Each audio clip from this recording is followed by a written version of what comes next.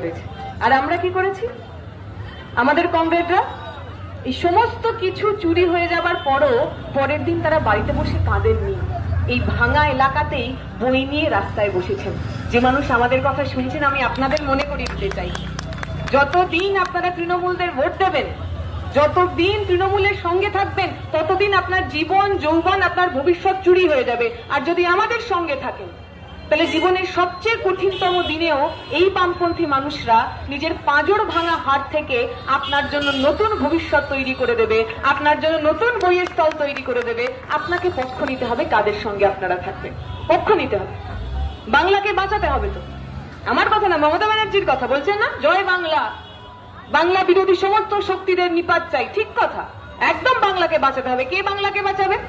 মমতা ব্যানার্জি বাংলাকে বাঁচাবে। যে মমতা ব্যানার্জি প্রতিদিন নানা ধরনের বিজেপির বিরুদ্ধে কথা বলেন, হিন্দি ভাষা চাপিয়ে দেওয়া হচ্ছে তার বিরুদ্ধে কথা বলেন, আর হিন্দি দিবসের দিন উনি তার এত বড় মুখ দিয়ে একটা ছবি দিয়ে